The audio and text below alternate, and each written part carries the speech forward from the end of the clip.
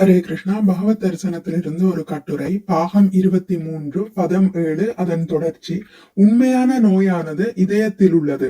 உள்ளமும் உணர்வும் தூய்மையானால் ஒருவன் ஜட நோயினால் பாதிக்கப்பட மாட்டான். உள்ளத்தையும் இதயத்தையும் எல்லாவித தவறான எண்ணங்களிலிருந்தும் சுத்தப்படுத்த ஹரே கிருஷ்ண மகாமந்திரத்தை ஒருவன் உச்சரிக்க வேண்டும். இது சுலபமானது மட்டுமல்ல, அனுகூலமானதும் கூட. பகவானின் திருநாமங்களை சொல்வதால் கொழுந்து விட்டெறியும் ஜட வாழ்க்கையிலிருந்து ஒருவன் விடுவிக்கப்படுகின்றான்.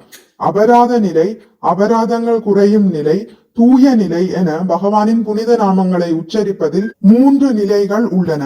ஒரு ஆரம்ப நிலை பக்தன் ஹரே கிருஷ்ண மகாமந்திரத்தை உச்சரிக்கும் போது பல குற்றங்களை புரிகிறான். 10 அடிப்படை குற்றங்களை ஒரு பக்தர் தவிர்த்தால் அபராத நிலைக்கும் தூய நிலைக்கும் இடையில் உள்ள நிலையை பார்க்கலாம். ஒருவர் தூய நிலையை அடைந்தவுடனேயே முக்தி அடைகிறார். இது பவ மகாதாவாக்னி நிர்வாபனம் எனப்படுகிறது. கொழுந்து விட்டெறியும் ஜட வாழ்வில் இருந்து முக்தி பெற்றவுடன் திவ்ய வாழ்க்கையின் சுவையை அனுபவிக்கலாம். முடிவு என்னவெனில், ஜட நோயிலிருந்து விடுபட ஹரே கிருஷ்ண மகாமந்திரத்தை ஒருவன் ஜெபம் செய்ய வேண்டும். கிருஷ்ண பக்தி இயக்கம் ஹரே கிருஷ்ண மகாமந்திரத்தை அனைவரும் ஜெபிக்கும் சூழ்நிலையை உருவாக்க ஏற்பட்டது. ஒருவன் தொடக்கத்திலிருந்து நம்பிக்கை கொண்டு ஹரே கிருஷ்ண மகாமந்திரத்தை சொல்வதால் நம்பிக்கை மேலும் வளர்ந்தால் இயக்கத்தின் உறுப்பினராகலாம். நாங்கள் உலகம் முழுவதும் சங்கீர்த்தன குழுக்களை அனுப்புகிறோம். கிருஷ்ணரை பற்றி ஒன்றுமே அறியாத ஒரு இடத்தில் உள்ளவர்கள் ஆயிரக்கணக்கில் ஹரே கிருஷ்ண மகாமந்திரத்தால் கவரப்படுகின்றனர். சில இடங்களில் மக்கள் தலையை மணித்து கொண்டு ஹரே கிருஷ்ண மகாமந்திரத்தை உச்சரிப்பதன் மூலம் பக்தர்களை போல் பாவனை செய்கின்றனர். இது போன்று பாவனை செய்தாலும் நல்ல விஷயத்தை பாவனை செய்வதே வேண்டப்படுகிறது. இத்தகையோர் சிலர் படிப்படியாக ஆன்மீக குருவிடம் தீட்சை பெறுவதில் ஆர்வம் ஏற்பட்டு அவரிடம் தீட்சை பெற தங்களை ஒப்படைக்கின்றனர். ஒருவன் உண்மையாக இருந்து தீட்சையும் பெற்றால் இந்நிலை பஜன கிரியா என அழைக்கப்படுகிறது. பிறகு ஒருவன் ஹரே கிருஷ்ண மகாமந்திரத்தை ஜபிப்பதாலும் முறையற்ற ஆண் பெண் உறவு, போதை பொருட்கள், மாமிசம் உண்பது மற்றும் சூதாட்டம் ஆகியவற்றிலிருந்து முற்றிலுமாக விலகுவதாலும் பகவானின் சேவையில் உண்மையாகவே ஈடுபடுகிறான்.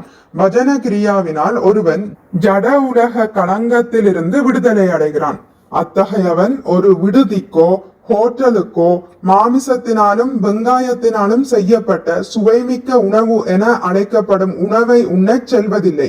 மேலும் அவன் புகைப்பிடிப்பதோ காஃபி அல்லது டீயை குடிப்பதில்லை. முறையற்ற உடலுறவிலிருந்து விலகுவது மட்டுமில்லாமல் ஆண் பெண் உறவு வாழ்க்கையையே முற்றிலுமாக தவிர்த்து விடுகின்றனர். சூதாடுவதிலோ மனக்கற்பனையிலோ நேரத்தை வீணாக்குவதில்லை. இம்முறையில் தேவையில்லாதவைகளிலிருந்து ஒருவன் தூய்மை அடைகின்றான். அனர்த்த நிவிருத்தி. அனர்த்த என்றால் தேவையில்லாதவை என்று பொருள். கிருஷ்ண பக்தி இயக்கத்துடன் இணைந்திருக்கும் போது அனர்த்தங்கள் அளிக்கப்படுகின்றன. தேவையற்றவைகளிலிருந்து ஒருவன் விலகும் போது கிருஷ்ண உணர்வு செயல்களை செய்வதில் உறுதி கொண்டவன் ஆகிறான். உண்மையில் இத்தகைய செயல்களுடன் இணைந்து பக்தி தொண்டில் பெருமகிழ்ச்சி அடைகின்றான். இது பாவ அல்லது உறங்குகிற இறை அன்பின் பூர்வாங்க விழிப்பாகும். இவ்வாறு பந்தப்பட்ட ஆத்மா உடல் தொடர்பான வாழ்வு, ஜட செல்வம், ஜட அறிவு மற்றும் எல்லா வகையான ஜட கவர்ச்சிகளிலும் ஆர்வத்தை இழக்கிறான். இத்தகைய நிலையில் ஒருவன் முழுமுதற் கடவுள் யார் என்றும் அவரது மாயை எது என்றும் உணர்ந்து கொள்ளலாம். மாயை இருந்தாலும் பாவ நிலையை அடைந்த பக்தனை அதனால் தொல்லை செய்யவியலாது. மாயையின் உண்மை நிலையை ஒரு பக்தன் அறிந்திருப்பதால் இது சாத்தியமாகிறது. மாயை என்றால் கிருஷ்ணரை மறந்திருப்பது. கிருஷ்ணரை மறந்திருப்பதும் கிருஷ்ண உணர்வில் ஒளியும் நிழலும் அருகருகே இருப்பது போல் உள்ளன. ஒருவன் இருளில் இருந்தால் ஒளி அளிக்கும் சௌகரியங்களை அனுபவிக்க இயலாது. ஒளியில் இருந்தாலோ நிழலின் இருளால் அவதியுறுவதில்லை, கஷ்டப்படுவதில்லை.